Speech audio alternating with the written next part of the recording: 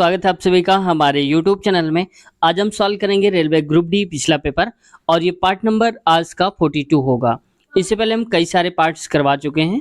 अगर आपने नहीं देखा है तो हमारे चैनल की प्लेलिस्ट में चेक कर लीजिए। हमने अलग से प्लेलिस्ट बना दिया है ग्रुप डी पिछला वर्ष पेपर, तो वहां से आप चेक कर सकते हैं। साथ ही साथ एनटीपीसी, एएलपी और टेक्नीशियन के भी पेपर करवा रहे हैं, तो उसकी भी प्लेलिस्ट अलग अलग सभी की मिल जाएगी। चैनल के प्लेलिस्ट में आप एक बार चेक कर लीजिएगा। तो देखो दोस्तों, प्रीवियस ईयर लगाने से हमें बहुत लंबा खासा आइडिया लग जाता है कि कौन से टाइप के क्वेश्चंस पूछे जाते हैं, क्योंकि सिलेबस देखने से उतना अच्छा नहीं नजर आता है जितना रियल में हमें आइडिया लगता है जब क्वेश्चन पेपर को देखते हैं, कोई भी एग्जाम का हो। तो इसी वजह से ये रियल क्वेश्चन पेपर है ग्रुप डी का, जो आज हम करवाने जा रहे हैं। शुरुआत करते हैं आज की इस वीडियो की। लेकिन दोस्तों, चैनल पे अब तक नए हो और चैनल को सब्सक्राइब नहीं किया है तो आपसे रिक्वेस्ट है कि छोटे सी चैनल को सब्सक्राइब कर लें और हमारा हौसला बढ़ेगा। और साथ ही साथ बेल आइकन भी दबा लीजिए ताकि जब भी वीडियो अपलोड करें आपके पास नोटिफिकेशन पहुंच जाए और आप वीडियो को आसानी से देख सकें। देखो, ये रियल क्वेश्चन पेपर है, मैं आपको दिखा देता हूँ।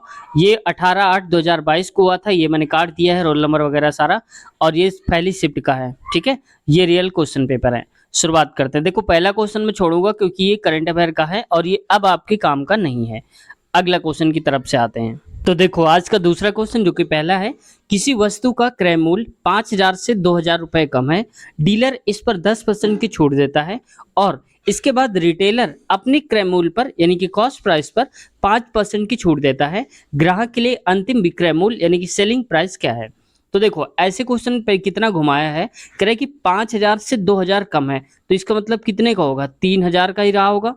अब 3,000 की कोई चीज है, उस पर 10% की छूट है, तो 10% का मतलब 10/100 और 0 काट दो तो 1/10, यानी कि 10 रुपए की अगर कोई चीज होती है तो उसमें से 1 रुपए कम कर दिया गया, तो कितनी की हो गई? 9, और रही कितनी? 10 की। ये बात समझ में आ गई? तो मैं इसको डायरेक्ट लिख देता हूँ, आपको बताने के लिए मैंने किया था ऐसा। तो यहाँ पर देखो 3,000 लिख दोगे गुणे में, और गुणे में आ जाएगा यहाँ पर 9/10। ठीक वैसे ही 5% को हम लिख सकते हैं 1/20, क्योंकि छूट दे रहे हैं तो नीचे वाले से 1 हटा दो तो 19 हो जाएगा, तो 19/20 हो जाएगा। ठीक है, अब देखो 1 2 0 काट दो, 2 0 यहाँ से हटा दो, और 19 त्रिका 57 हो जाएगा। 57 और 0 लगा दो, गुणे में 9, बटे में नीचे बटेगा 2। ठीक है, अब देखो 9 0 0 आ जाएगा, 9 7 63 3 आएगा, और 9 पन्ना 45 और 45 6 हो जाएगा यहाँ पर 51, तो 5130/2 आ जाएगा। अब इसको सॉल्व कर लो आप। तो मैं इसको पूरा हटा देता हूँ, चाहे तो आप स्क्रीनशॉट ले लो, फिर मैं इसको सॉल्व करता हूँ। ले लिया होगा स्क्रीनशॉट।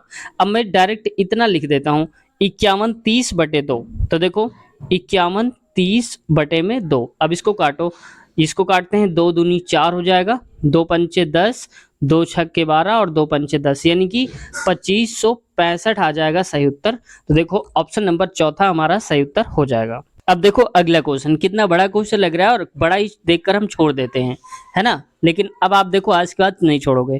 कह रहा है PQRSTU और V एक ही इमारत के 7 अलग अलग मंजिलों पर रहते हैं, यानी 7 खंड की बिल्डिंग होगी, एक एक बिल्डिंग में सभी लोग रहते हैं।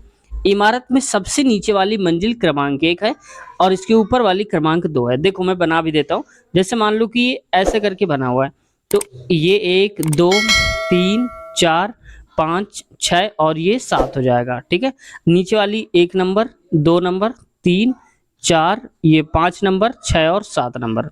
समझ गए आप? अब आगे देखो, यहाँ पर इसके आगे क्या कह रहा है, इसके आगे ये कह रहा है कि और इसी क्रम में ऊपर वाली मंजिलों क्रमांक 7 है, तो हमने 7 तक कर दिया। यू सबसे ऊपर वाली मंजिल पर रहता है, मतलब यू 7 नंबर पे रहता होगा, सबसे ऊपर तभी तो रह रहा है, तो हमने कर दिया इसको यू कर दिया। अब आगे कह रहा है टी और क्यू की मंजिलों के बीच में केवल 2 व्यक्ति रहते हैं।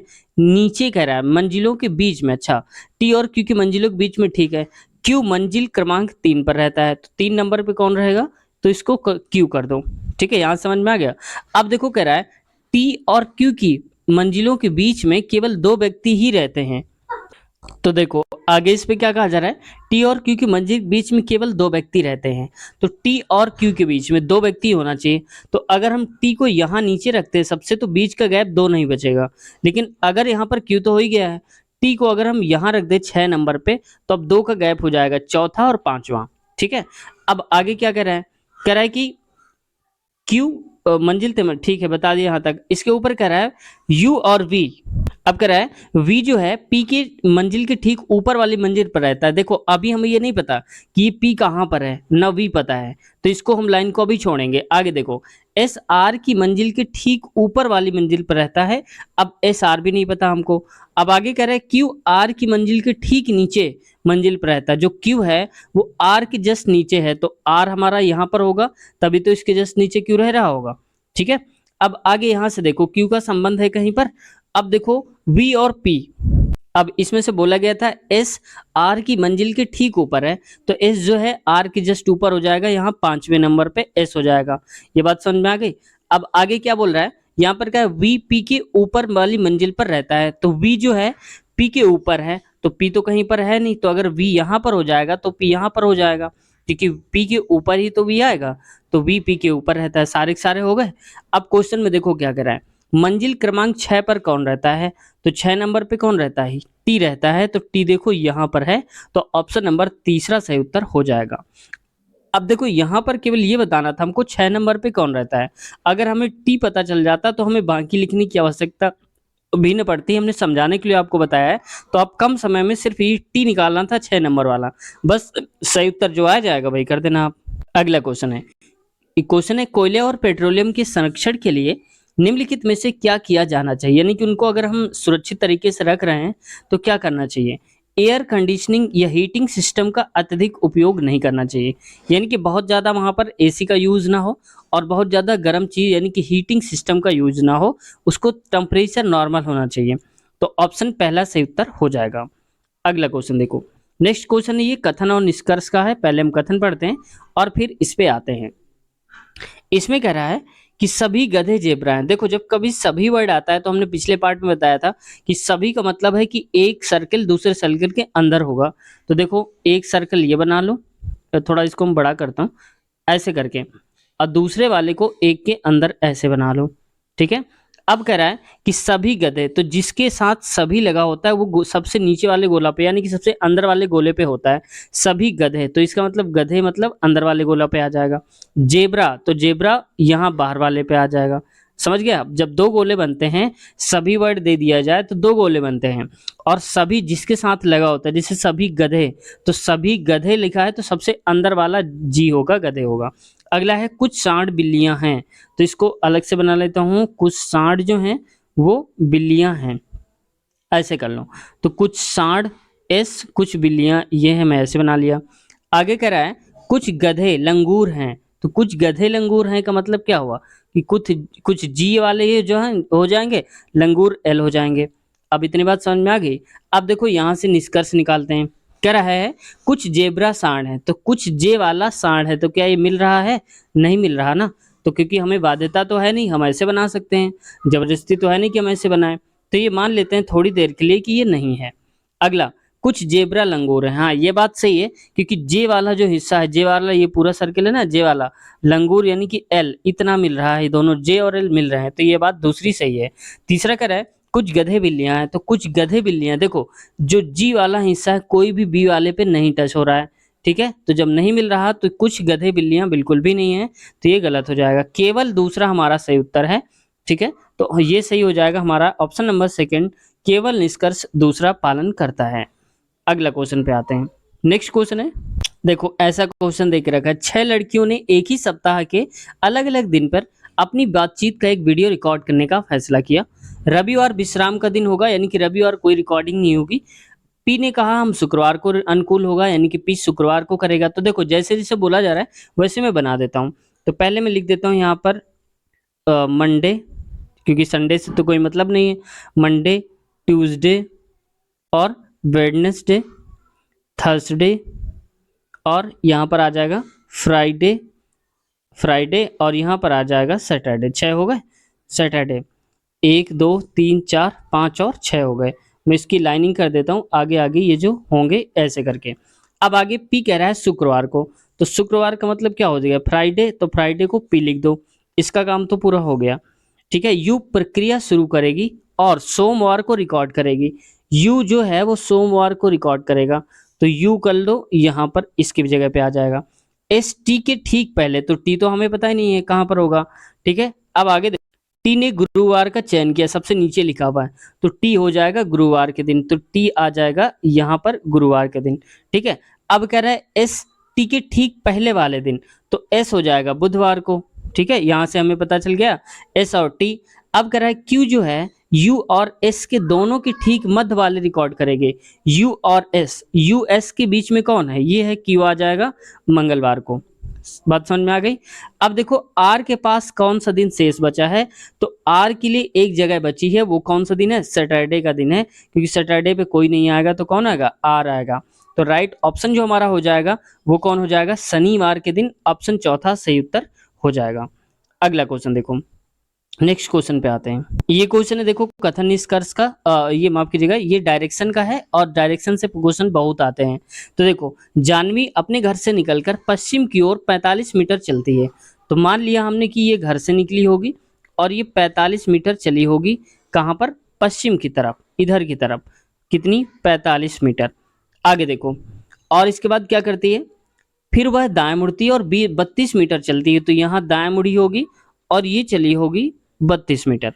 इसके बाद वह दाएं मुड़ती है और 88 मीटर चलती है, तो यहाँ से देखो ये चलेगी फिर दाएं मुड़ेगी 88 चलेगी, तो ये तो 45 था, 45 बराबर कर लिया, तो यहाँ एक्स्ट्रा कितना ये चली होगी, तो देखो 45 88 तो 43 चली होगी, 43। हम ऐसा क्यों बना रहे हैं, क्योंकि यहाँ पर हमें आसानी हो जाएगी आगे हमें दूरी कवर करने में, तो ये हो जाएगी इतनी 43, तो 43 45 ये हो जाएगा टोटल 88। अब आगे देखो उसके बाद जब यानी पहुंच जाती है यहाँ पर, तब क्या करती है वो, इसके बाद वह दाएं मुड़ती है और 50 मीटर चलती है, तो ये चलेगी 50 मीटर यहाँ से यहाँ तक।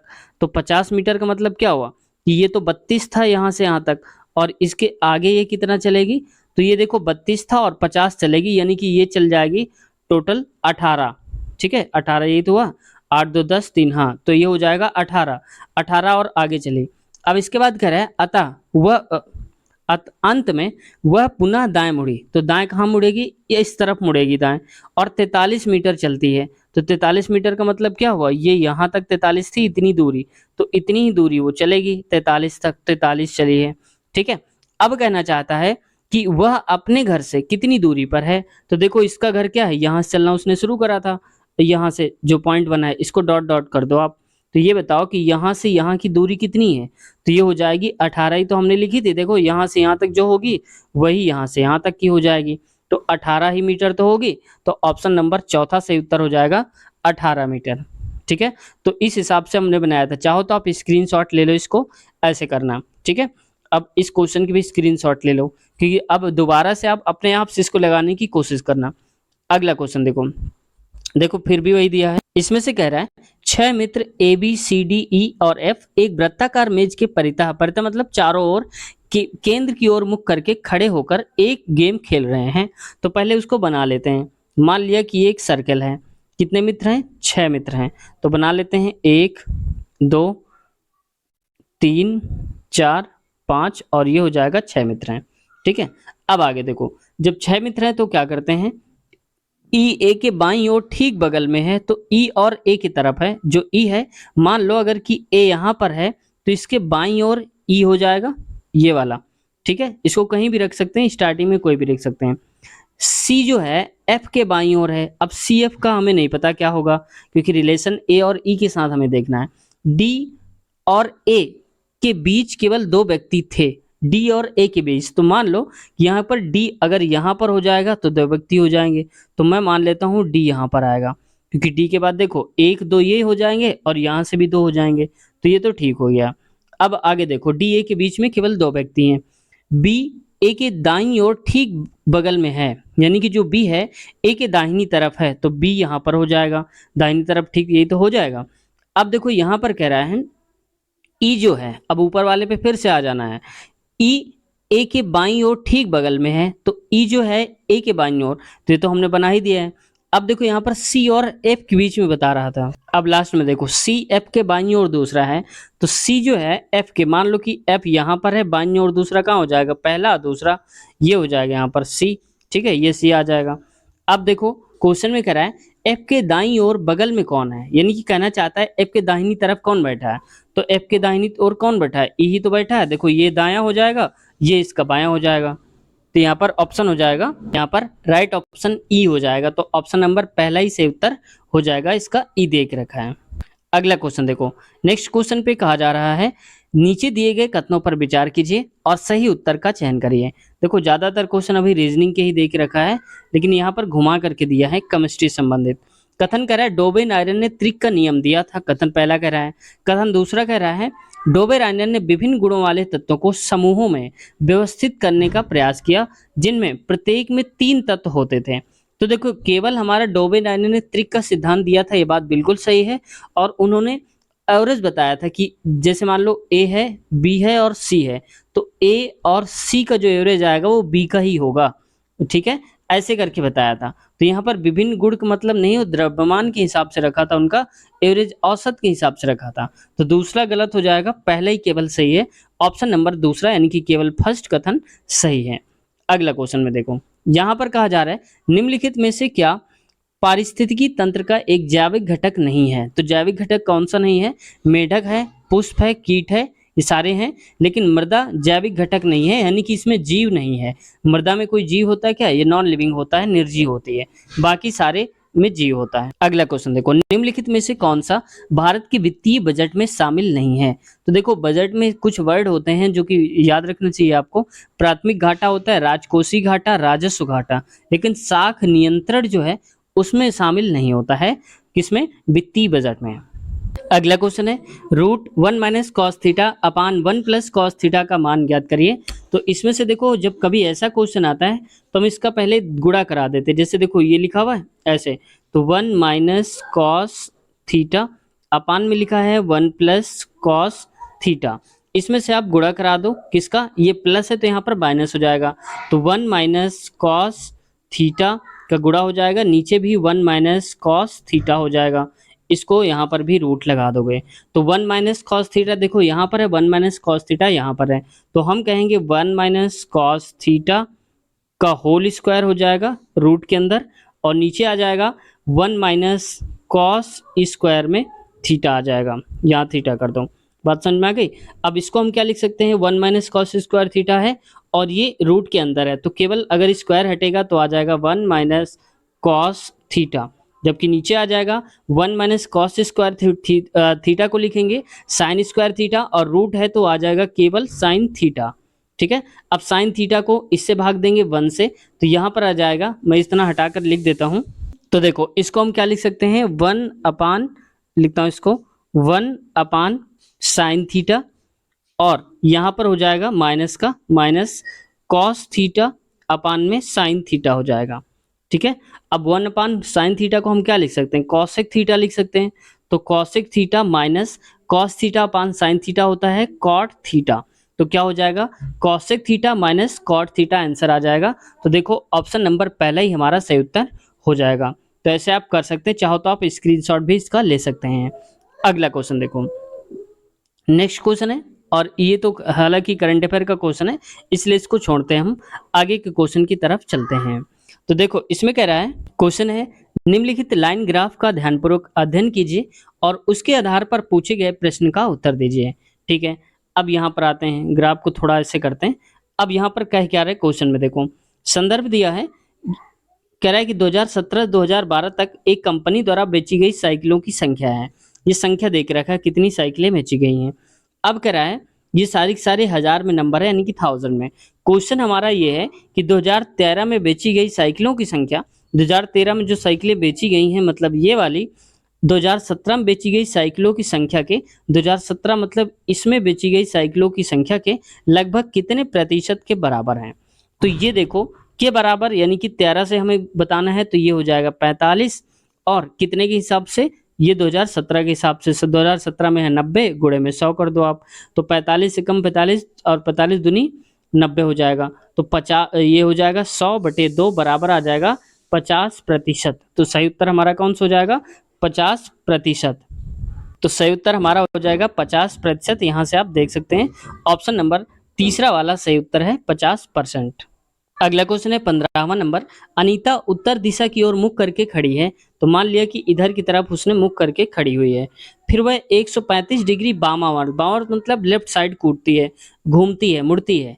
तो देखो 90 घूमती अगर तो वो इधर आ जाती, और फिर 45 घूम रही है तो ये हो जाएगा इधर की तरफ, ये वाली दिशा। ठीक है, मतलब ऐसे था तो वो इस दिशा में आ गई है। अब करें उसके बाद 90 डिग्री दक्षिणावर्त, यानी कि दाहिनी तरफ फिर 90 घूम गई। तो देखो यहाँ से यहाँ तक तो 45, तो इतना और 45 कर दो तो 90 हो जाएगा। तो इस तरफ वो अब घूम गई है। तो अब बताओ ये दिशा कौन सी होगी? तो ये होगी उत्तर, यहाँ पर दक्षिण, ये पूर्व, और यहाँ पर ये पश्चिम। तो अब देखो इधर की दिशा कौन सी होगी? उत्तर और पश्चिम होगी। तो सही उत्तर हमारा पहला ही हो जाएगा, उत्तर और पश्चिम राइट ऑप्शन हो जाएगा। तो दोस्तों आज की वीडियो हम यहीं तक रखते हैं। इसके आगे की क्वेश्चंस की लिंक आपको इसी वीडियो के नीचे मिल जाएगी। जिस वीडियो को आप इस वक्त देख रहे हैं तो नीचे डिस्क्रिप्शन में एक बार चेक कर लेना, लिंक मिल जाएगी। साथ ही साथ अगर आप स्टार्टिंग से सारे पार्ट्स देखना चाहते हैं इसके, तो हमारे चैनल के प्लेलिस्ट में जाइए। हमने अलग से प्लेलिस्ट बना दिया है रेलवे ग्रुप डी की, एएलपी टेक्नीशियन और एनटीपीसी, सबकी अलग अलग प्लेलिस्ट बनी है। सारे हम previous year question paper daily upload करते हैं। तो इस चैनल को सब्सक्राइब नहीं किया है अब तक तो जरूर सब्सक्राइब कर लीजिए और बेल आइकन भी दबा लीजिए, ताकि जब भी हम वीडियो अपलोड करें आपके पास नोटिफिकेशन पहुंच जाए और आप आसानी से वीडियोस को देख सकें। साथ ही साथ अगर आप मैथ की तैयारी करना चाहते हैं तो भी वीडियो के नीचे देख लेना, जिस वीडियो को आप इस वक्त देख रहे हैं उसके नीचे आपको लिंक मिल जाएगी। या फिर अगर कोई सी चैप्टर देखना चाहते हैं तो हमने अलग से प्लेलिस्ट उसकी भी बना दिया है, ये गणित वीडियोस के नाम से। तो वहाँ पर क्लिक करके आप आसानी से देख सकते हैं। तो उम्मीद है चैनल को सब्सक्राइब कर लिया होगा। मिलते हैं नए वीडियो में, इसके आगे वाले पार्ट्स नए पार्ट में करेंगे आगे वाले क्वेश्चंस। तब तक अपना ख्याल रखिए, टेक केयर, बाय बाय।